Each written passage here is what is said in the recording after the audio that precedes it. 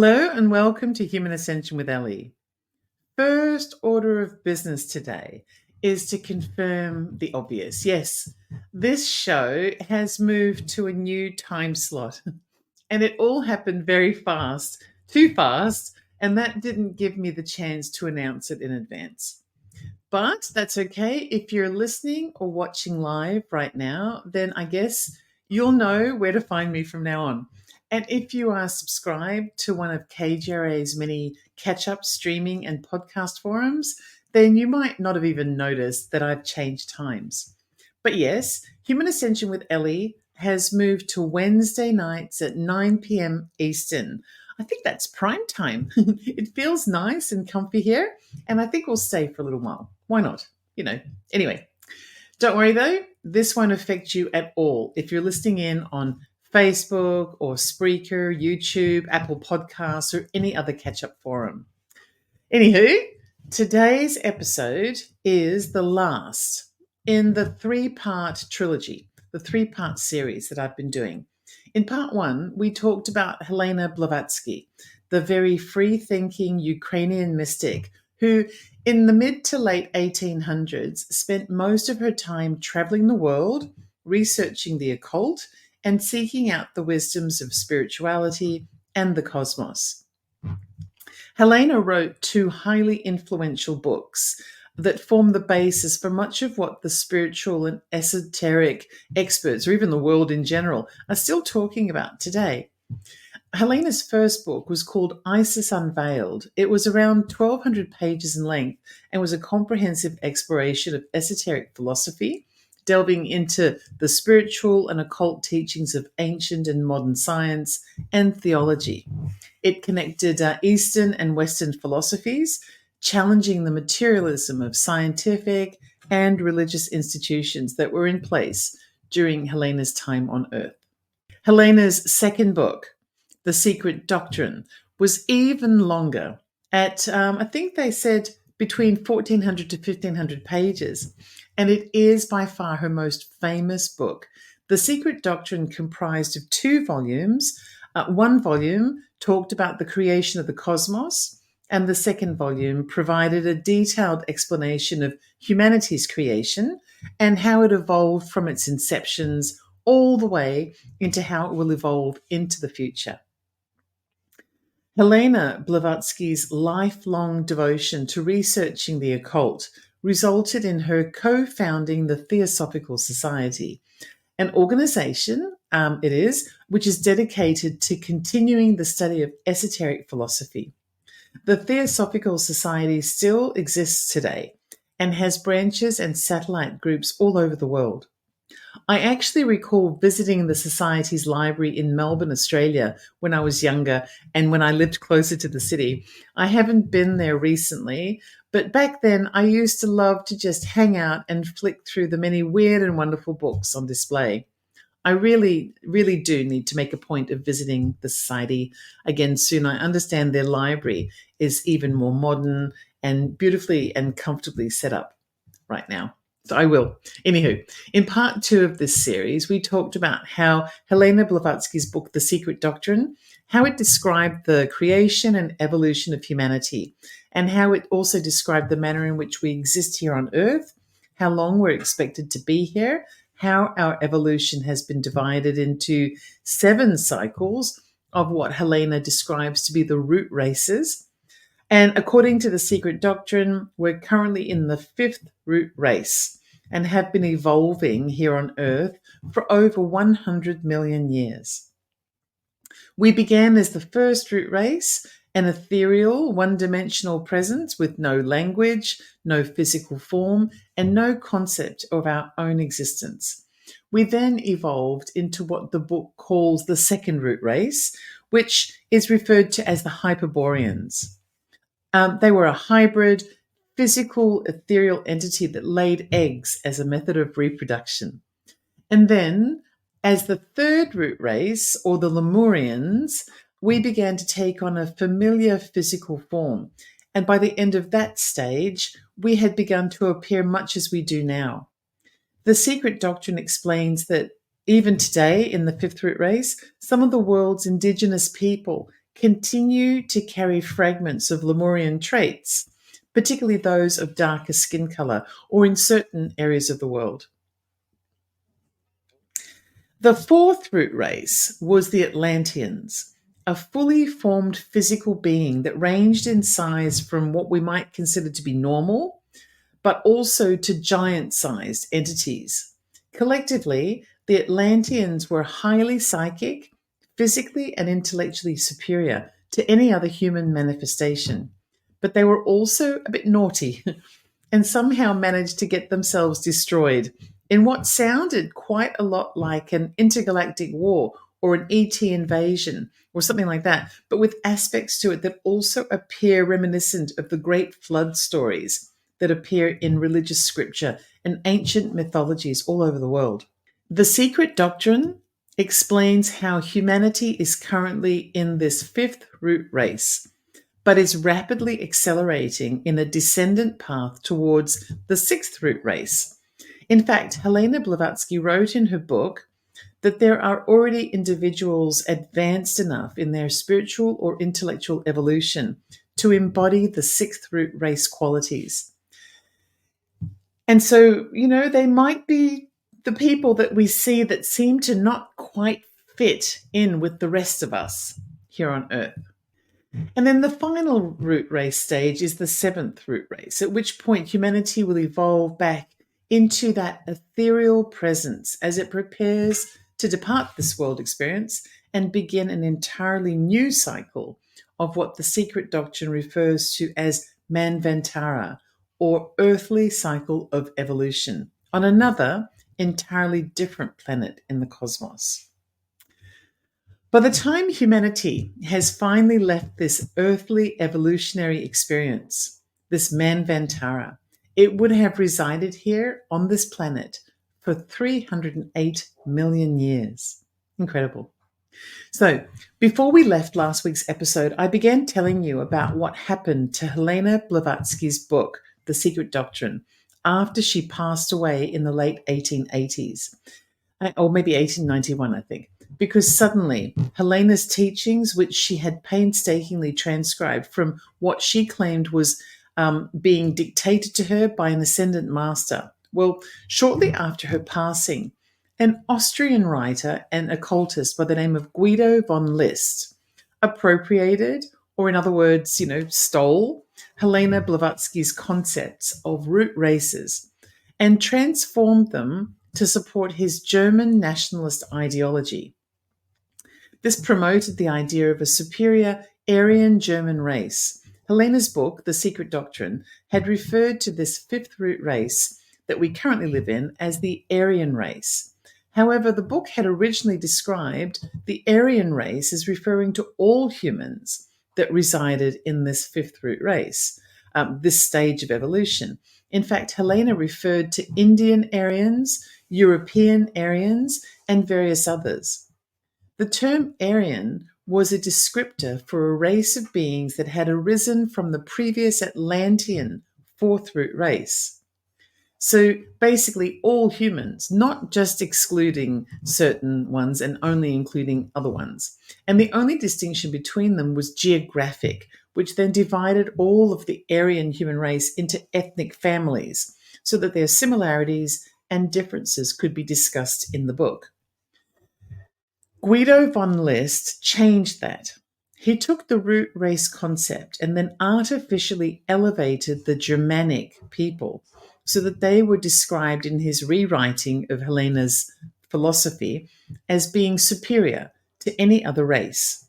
And when you study his backstory, which I go into in a bit of detail in last week's episode, it really does sound as though he was just one of those pampered, rich fellows with very little to do to pass the time, who was suffering from a physical ailment for a year or so.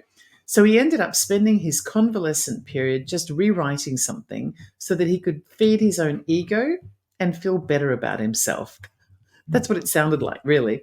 Little did Guido von List know at the time that his fantasy philosophy would ultimately lead to one of the most shocking and cruel events in human history. So Guido von List also started an esoteric society of his own, but it didn't really go anywhere, and it disbanded after he died a few years later in 1919. The only thing is, Guido's work was now out there, and shortly after his passing, the idea of his superior race of humans, the Aryans, became the perfect propaganda tool for a small number of men in Europe who were looking to do big things, big, bad things. So, how did Helena Blavatsky, the Theosophical Society, and Helena's book, The Secret Doctrine, all of which were focused on the discovery and translation of spiritual esoteric answers about reality and the existence of all life? I mean, Helena Blavatsky never made any mention of a superior Germanic race of Aryans. The Theosophical Society even declared in its earliest statements of purpose, when it was first conceived, that it was a society open to every kind of creed and person, regardless of ethnic origin or other characteristic. And the Secret Doctrine book is clearly just a space in which the questions of life and reality are attempting to be explained in the most equalizing manner of ways. So, how did all of this get swept up into the Nazi Party's propaganda machine? Well, in order to understand what happened, we need to get an understanding of what was happening at the time with humanity. There were two convergences of things taking place, and they were about to collide with one another. One of those things was politics, and the other was this search for esoteric wisdom. So let's take a look at the political side first. The German National Socialist Workers' Party was first created in the immediate aftermath of the First World War. In September 1919, Adolf Hitler joined the party. In 1920, he became the leader of the party, and the name of the party was changed to the Nazi Party. Now, the word Nazi is actually an abbreviation of two German words, which were designed to blend the nationalist sentiment of the right-wing population with the socialist sentiment of the left-wing population. Hence, nationalism plus socialism or socialism equals Nazism. Before the rise of the party, the word Nazi actually was a derogatory term for someone who was considered to be a backward peasant or an awkward and clumsy person, a bit like the way that the MAGA element tried to incorporate a sense of pride in the word deplorable after Hillary Clinton referred to people as being deplorable. Well, they did the same thing with the word Nazi. The Nazi Party promoted a nationalist and racist ideology and capitalized on the economic instability and widespread discontent that was present in Germany during the time. It appealed particularly to young, unemployed, disgruntled men, and Adolf Hitler was particularly successful in appealing to those men. He was often described to be a brilliant speaker, and once his skill for maintaining the attention of an audience and catering to their emotional sense of betrayal or fear or anger was realized, well, he was able to very quickly transform from a fledgling new member to the party to the ruthless leader of the party that he ultimately became. He did, in fact, demonstrate his ruthlessness very quickly right from the beginning by threatening to quit the party unless they put him into a leadership position. And they listened to him because he was such a charismatic speaker on their behalf. And so he did that. They put him into the role, which is where he remained as party's leader for the rest of his existence. A few decades earlier, two theorists had been independently promoting the idea of a superior race. The first was Arthur de Gobineau, a French aristocratic novelist. De Gobineau had developed a theory of racial superiority called An Essay on the Inequality of the Human Races, in which he argued that the decline of civilizations was due to racial mixing. De Gobineau's ideas were influenced by the social and political context of the time, which included the rise of nationalism and colonialism. So the second theorist was Houston Stewart Chamberlain. Chamberlain was a British German philosopher who wrote works about political philosophy and natural science. Actually, I think his name was Houston, not Houston. His writing promoted German ethno nationalism, anti Semitism, scientific racism, and Nordicism, which is a term that's used for ideologies claiming that people of Nordic origin are superior to other races. Chamberlain lived in England and had written a book called The Foundations of the 19th Century, where he expanded on de Gobineau's earlier book and went further to glorify the concepts of German nationalism and racial purity. As we know, people like to hang out with other like-minded people. That's just the way we are. And so it was that Adolf Hitler, in an attempt to continue to provide powerful speeches and new methods to evoke emotional responses from his crowds, well, he was spending time exchanging ideas and theories of the plight of the Germans, the working class, and the power enhancement of the Nazi Party. He was spending his time talking like that with people who were like-minded. And it was through word of mouth and shared ideology that Hitler became acquainted with the works of de Gobineau and Chamberlain, along with other theorists, including the German writer and musical composer Richard Wagner, who, I'm sure you've guessed it, was known for his anti-Semitism and other racist comments and his German nationalist views. They were all hanging out, people like-minded. The next political aspect of the Nazi Party's strength came from the SS.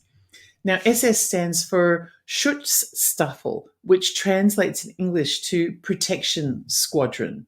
The SS was formed in 1925 as a small bodyguard unit for Hitler, because by the time he'd been leader of the Nazi Party for 5 years, it had grown significantly because of his charismatic speeches. But it was also beginning to get under the establishment's skin with its racial ideology and the threatening, angry crowd responses that would occur during speeches. Over the next few years, as the Nazi Party grew exponentially, so did the SS. It ultimately grew into one of the most powerful and feared organizations in Nazi Germany and German-occupied Europe during World War II. In 1933, Adolf Hitler became the Chancellor of Germany. In 1934, a year later, the President of Germany, Paul von Hindenburg, died. It was at this time that Hitler merged the Chancellor and the President roles together and became this omnipowerful leader of Nazi Germany. So the final ingredient in the political equation, which actually helps us to cross over into the esoteric side of the story, came from the German faith movement. Now, the German faith movement was a religious movement that began in 1933 in direct response to the new Nazi government's attempts to indoctrinate children into Christianity. So they were opposed to the Nazi government in the first instance. The movement sought to replace traditional Christian beliefs with a new kind of faith that was rooted in Germanic paganism and Nazi principles of racial superiority and nationalist socialism.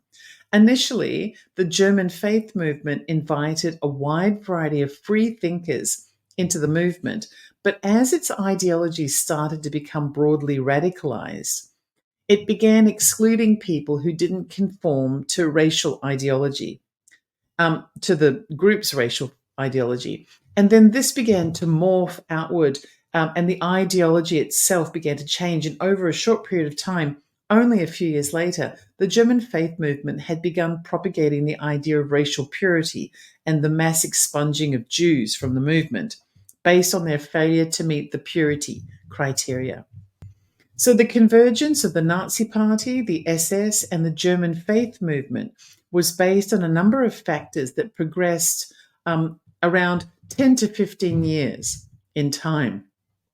Firstly, they identified each other as having shared common goals and ideologies. primarily when it came to the concepts of nationalism and racial purity and the militarized enforcement of those principles. But also, it was a marriage of convenience because, you see, without a religious movement to refer back to, the Nazi Party and its military protection group were really just a bunch of thugs.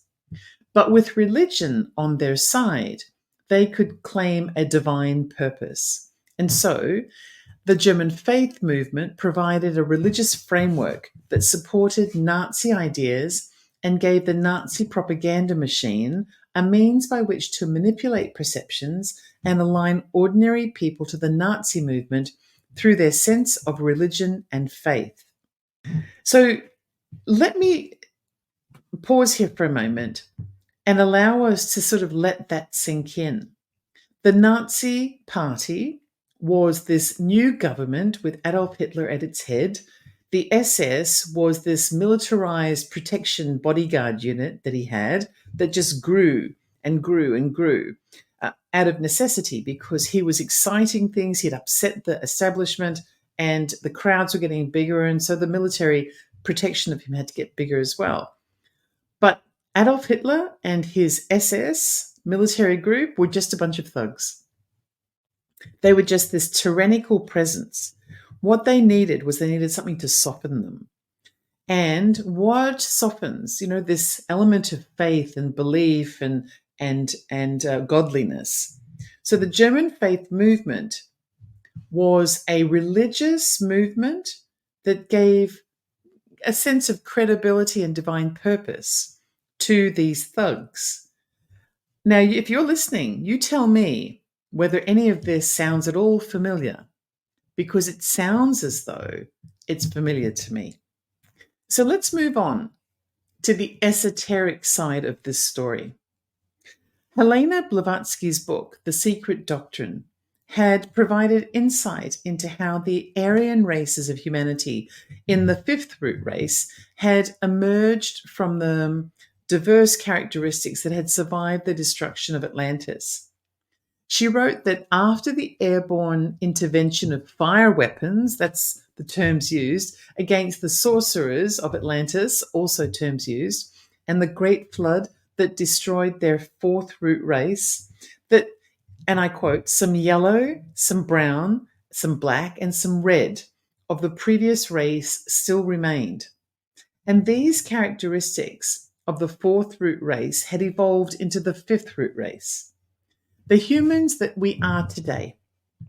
However, the name for this particular evolutionary cycle of humans has been labeled the Aryans, and that's the entire fifth root race, regardless of yellow, black, brown, or red. And according to Helena Blavatsky, these Aryans would lead humanity forward spiritually. In her book, Helena divided the Aryan race into broad categories, including the Aryan Hindus, who she explained were derived from the oldest parts of the fifth root race, the Semite Aryan Hebrews, who were derived from the newest parts of the fifth root race, and the Europeans as well, who were from Aryan Europeans, who were from various different stages of the Aryan race, but who could trace their roots to India. Helena Blavatsky described how humanity was presently derived from all of these originating Aryan families. But in the future, as we evolve into the sixth and seventh root races, she said that we would shed our gender identity and we would transform from physical to ethereal properties, and we will eventually return to a spiritual form. And that the final product of our existence on Earth in this 308 million year cycle of Manvantara and human evolution would result in our achieving our utopian future. What Helena Blavatsky's philosophy of theosophy was stating was that the Aryans were a superior race to rise from those who had perished in previous races, and that in our present and future embodiments, we would take ourselves into the future. That's it. That's what she was saying, because every time a race dies to make a new race born, It's assumed that the purpose of the death and rebirth is to evolve in a positive direction. And so each race that emerges from the past races is deemed to be superior in that moment, but only in that moment. Because what Helena's works also stated was that the Aryan race would also be replaced with the races of the sixth and seventh race for exactly the same reason. When Guido von List plagiarized Helena Blavatsky, he changed her work. He reinterpreted the word superior to mean better rather than progressively traveling forward, and he limited it to a particular ethnicity, the Germanic family of the Aryan root race.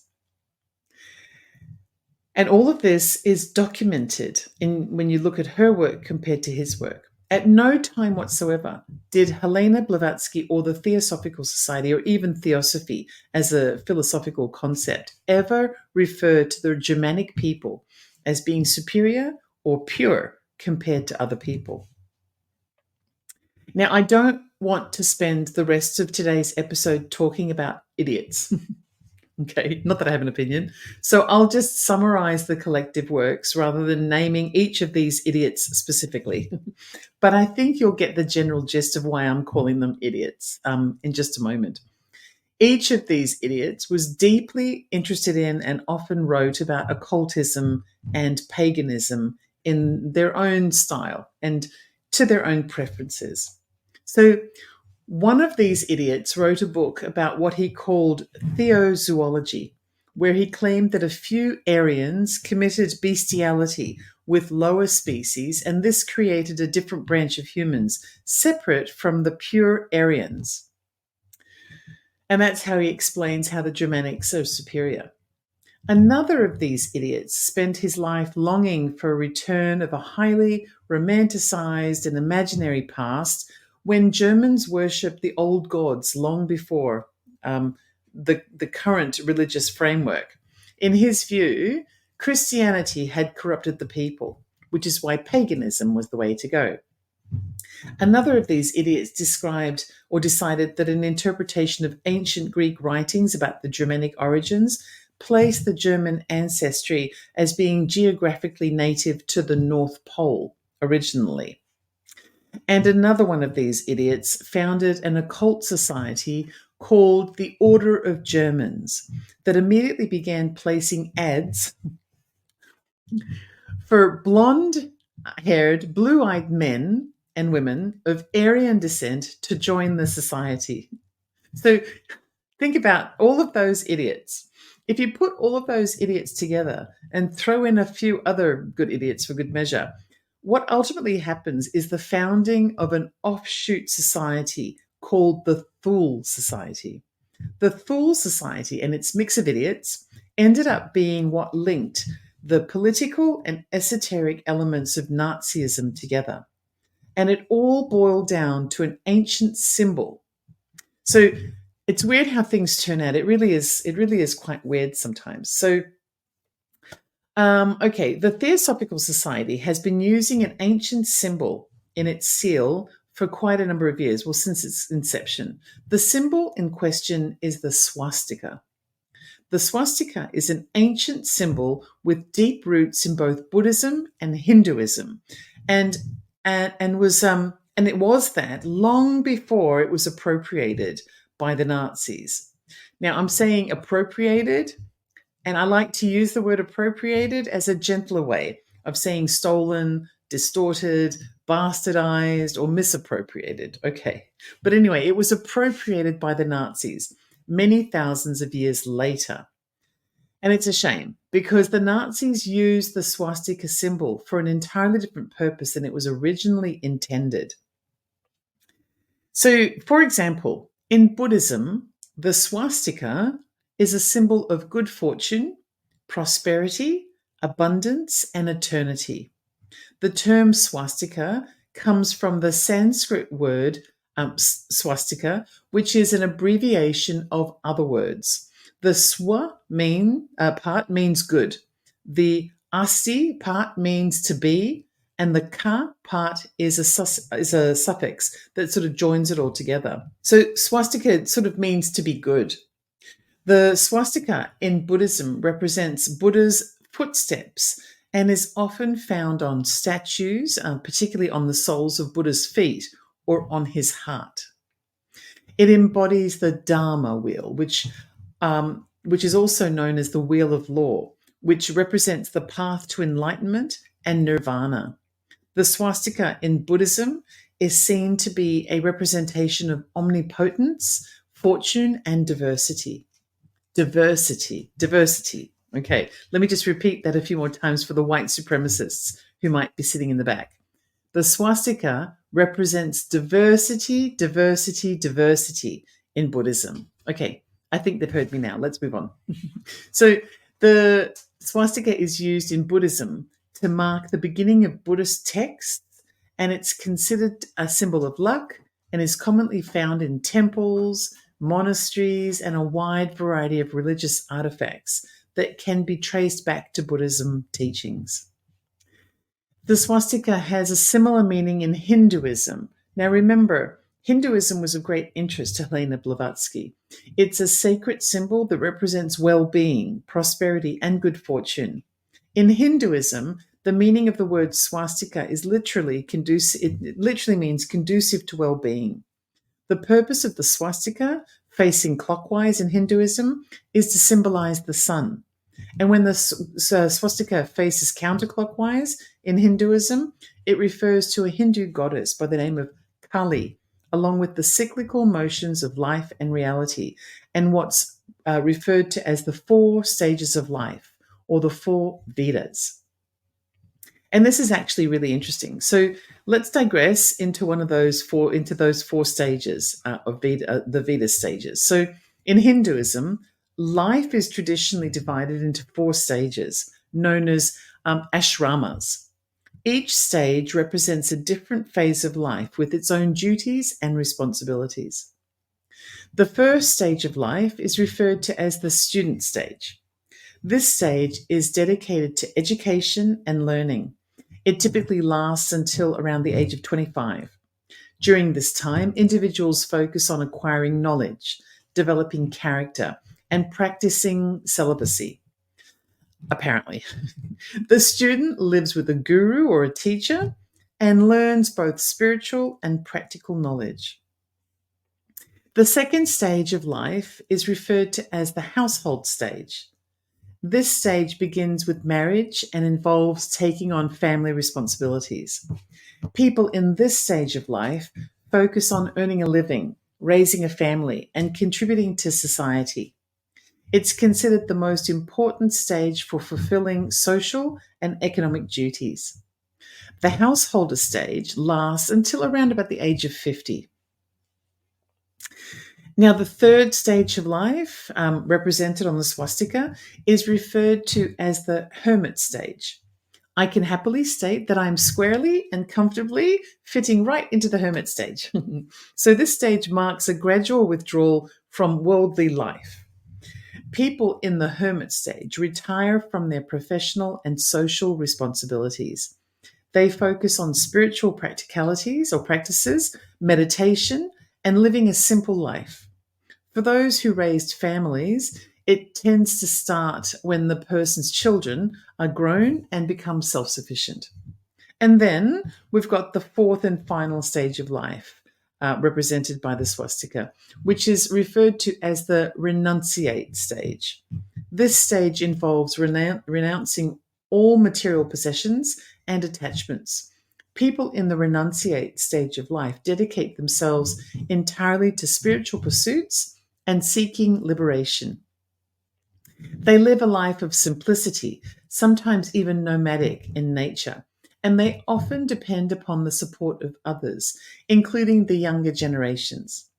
This fourth stage is generally all about focusing on achieving union with the divine and letting go of all of the material constraints that propelled previous life stages. The Hindus believe that these 4 life stages provide a framework for living a balanced and fulfilling life, with each stage building upon the previous one. So, the swastika and its four legs, when in counterclockwise, are actually referring to the four stages of life in Hinduism. And also, when it comes to Buddhism, one of the most important things to remember is that there's a representation there of diversity, diversity, diversity.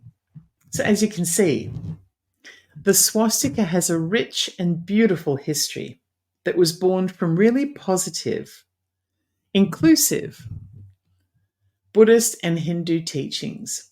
It is still a symbol that can be found on shop doors, vehicles, religious statues, letterheads, and signs around India, in the same way that the number 8 is an important sort of symbol in Chinese teachings. The swastika is important in India.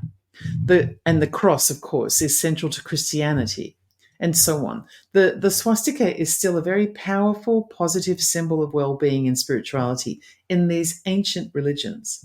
However, the whole point of being an idiot is to make something beautiful suddenly look ridiculous and grotesque.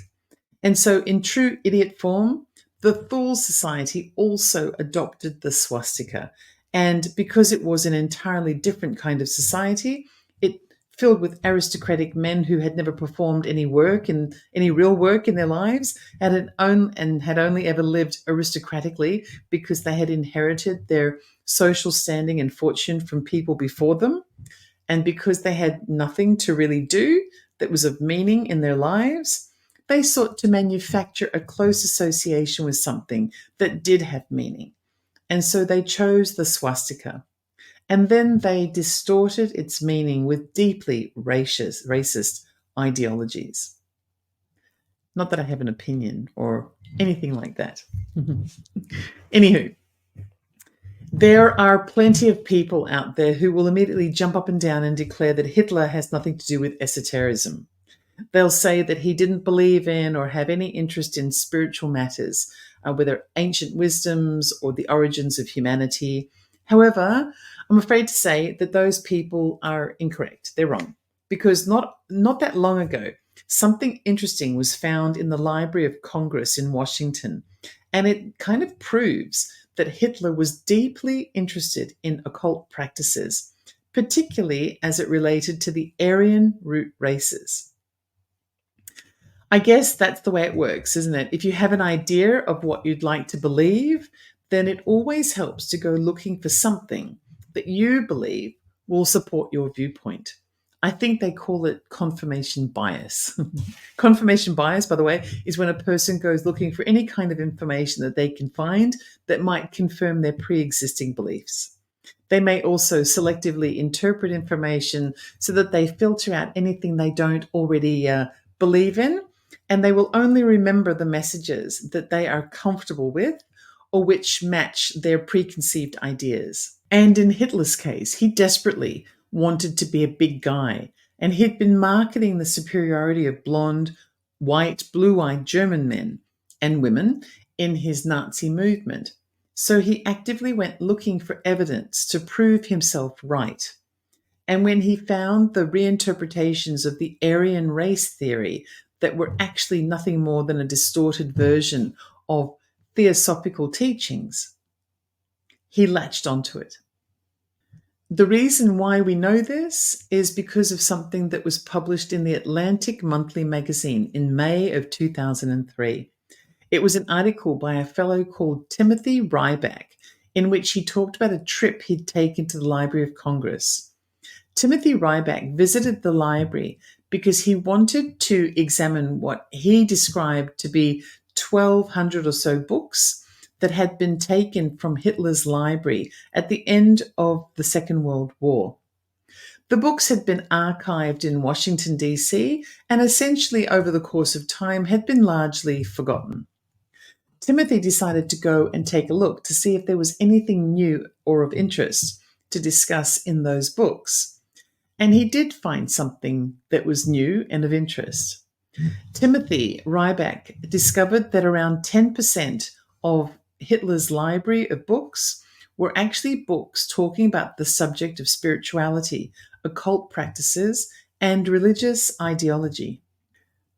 One book that Timothy Ryback found was a book about magic that had been written by a fellow called Dr. Ernst Schertl. The book contained a handwritten dedication to Adolf Hitler by the author, and the book turned out to possibly be the single book that Hitler appears to have read more than any other in his collection.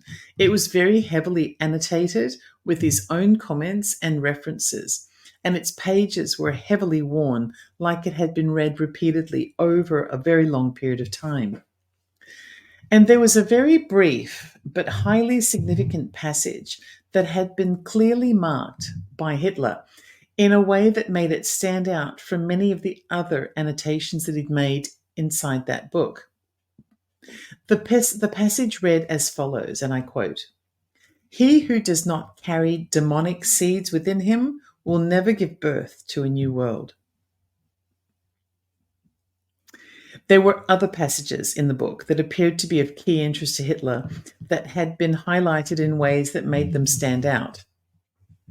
And most of those passages were similar in nature, implying or even blatantly stating that in order for magic to successfully take place, a person assuming the role of magician must be demonic in nature and imaginative or creative in their demonic ways, because it's the demon seed within them that will make them great and will give them the power to change the status quo and lead humanity into a new world. Since Timothy Ryback's articles published in Atlantic Monthly, it has transpired that Adolf Hitler also acted out other types of interest in the occult, and he also promoted religious or occult theories to other people in his social circles and Nazi party members when he believed that those theories could work to his advantage, or if they reinforced his views and the power of the Nazi movement. So he was very interested in the occult. So that's our backstory. It all began with the 25-year expedition of the world and its occult teachings by Helena Blavatsky, which resulted in a book called The Secret Doctrine, which drew from ancient Hindu philosophies and mystical encounters and what Helena described to be timeless wisdoms that had been dictated to her by ascendant masters. It was a book about how humanity has evolved through the ages and how the cosmos was created. However, as with many things, by pure chance of circumstance, it was later, after Helena Blavatsky's death, it was mutilated and represented as a theory on how the Germans, but not only just any Germans, just the blonde-haired, blue-eyed Germans, were a superior Aryan race of pure blood who were destined to rule a new world order, 100% fabricated. The Aryan theory of the Nazis bears zero resemblance to Helena's book or to anything coming out of the Theosophical Society. And if you want to thank any of the idiots that feature in today's episode, I vote that you thank Guido von List first, the self-entitled man who sat around for a year feeling sorry for himself and deciding to big up his sense of self-worth by diminishing the intelligently thought through revelatory writings of Helena Blavatsky and instead turning her principles into a cheapened argument similar to what you see on reality TV these days. I guess it's kind of fitting to align this story to reality TV. I mean, this entire story so far reminds me of how the Big Brother TV reality show evolved over time. Season 1 was really interesting. It was about putting ordinary people into a confined area for a few months and then watching to see how human nature would reveal itself over time. I mean, that is interesting. But by the time we got to season 4 or 5 or later on, the ordinary housemates had been replaced with celebrities. And then within a few years of that, you couldn't get into the Big Brother house unless you had fake boobs and fish lips and maybe even a few sex videos floating around the internet. The Aryan race theory had turned into season 10 of Big Brother. And the result was a hunger for world domination by a man who believed that being evil was the secret to making magic happen. One of Hitler's highest ranking fellow Nazis was a fellow by the name of Heinrich Himmler. Himmler also had a strong interest in the occult, and together with the centralized support of the Thule Society of Idiots, the Nazi movement produced a new ideology and propaganda focused on cleansing the world of Jews and other unpure in their mind races of human, often incorporating mystical or religious reasons to support its ideology. So the concept of magic and demonic seed allowed Adolf Hitler and Heinrich Himmler to also pursue connection to a spiritual force that would help them in their ambitions of achieving Aryan world domination. And so at this point, this takes us into the realm of theories relating to World War II and the advanced technological achievements of Nazi Germany. So, yes, during World War II, the Nazis seemed somehow to always be at the forefront of technological innovation. They always had everyone guessing. They managed somehow to develop advanced weaponry and technology that was well ahead of its time, or at least well ahead of the advancement of other nations. For example, the V-2 rocket, developed by a fellow called Werner von Braun for the Nazis, was the first long-range guided ballistic missile. In fact, the Nazis created what is now the groundwork aspect of guided missile technology that's used around the world even today. The Nazis were also pioneers in jet engine technology, which led to the development of the first operational jet-powered aircraft. German Nazi engineers also developed the earliest versions of night vision devices, which were used by the Nazi military forces during the war. And the first helicopter was also developed in Nazi Germany. There was a lot of secrecy around the technological advancements achieved by Nazi Germany during the Second World War. And yes, they were very ambitious and they strived for military superiority. But stories began to sort of appear and evolve about Adolf Hitler potentially having agreed to collaborate with highly advanced entities that weren't actually human. And one of those most enduring theories around this is the hollow earth hypothesis. So let's go into that a little bit. The hollow earth theory provides that both the North and South poles contain large, hidden openings that lead to a vast interior world. In some versions of this theory, it's believed that the inner underground worlds, accessed by entering the Earth via either the North or the South Pole concealed entrances, leads to a civilization of extraterrestrial beings that have either always lived underground on Earth or have migrated there from other areas of the cosmos. During World War II, both Adolf Hitler and Heinrich Himmler also believed that something along the lines of this theory was likely to be true.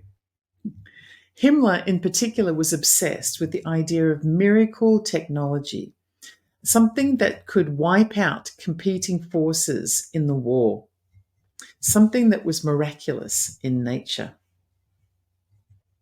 What we do know, in addition to the advanced technologies that were achieved by the Nazis during this period, advancements far beyond the reach of other nations, well, we also know that the Nazis conducted a variety of expeditions to the North and South Pole, particularly to Antarctica. They were reported to be searching for concealed entrances to the hollow earth. These expeditions were part of a broader interest that Hitler and Himmler had in ancient knowledge and some of the occult writings that claimed that beings of advanced ability had resided on Earth long before our current time, particularly during the time of the Atlanteans. This actually does appear to coincide with what Helena Blavatsky wrote in The Secret Doctrine about how the guardians of Earth set out to destroy the Atlanteans, who had become evil sorcerers that needed to be eliminated for the protection of the Earth and also the wider cosmos. If you're just joining us in today's episode, you might want to go back and listen to that episode. You can find aspects of that part of the story in part 2 of this trilogy. So it's theorized that, in fact, the Nazis did indeed find one of the entrances to the Hollow Earth and did make contact with otherworldly beings who they ultimately collaborated with for the purposes of gaining advanced technological advantage. What I find interesting about this theory is that it coincides with other theories that exist out there. So, for example, Marshall Vian Summers' theories about the guardians of humanity, which we have covered in a previous episode of the show. Well, he claims that he was visited by an angelic presence and warned of evil alien beings that reside underground, who represent the dark forces that want to divide and conquer humanity, and that they're working with humans here on Earth to keep us from being able to evolve as a race. And also Chris Bledsoe, who claimed that he's been continually in contact with a guardianship style of angelic presence that he refers to as the Lady in White, who warns him of dark forces that want to control humanity and keep us away from the light of love. And the tactic that they use is fear. I mean, there's also something more recent that occurred under the codename Operation Paperclip, involving something that's actually dated just after the Roswell incident in the 1940s, in which the United States actually recruited a number of German scientists to be able to learn from the technological advancements that had been demonstrated during the Second World War, and brought them to the United States to study. There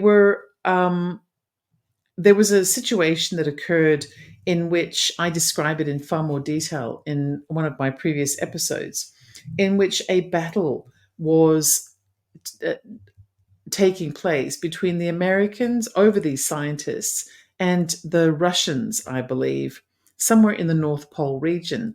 And at that moment in time, there was an intervention of what's described to be a number of unidentified UFOs that kind of was thrown into the mix. If you want more information on Operation Paperclip, this is not the place to be able to look at that, although I do go into detail in other episodes. But for the purposes of this episode, it just shows that there is ongoing theories about the connection between the North Pole and this extraterrestrial activity. All of the theories, regardless of which countries or which aspects of faith, whether supernatural or religious or anything else that they come from, they all warn of a dark force, often residing underground, that is competing with forces of light and love to control our existence. And the dark forces use tactics of fear and oppression, division and war to help to keep us under control. Always running in a circle on a treadmill. That's what they want. They want us never to be able to rise above our current realm of existence. And we mustn't forget that even Helena Blavatsky wrote about the cycle of evolution and how each stage of the cycle of evolution of humanity must involve the extinction of the existing race in order for the new, more highly evolved race to be born.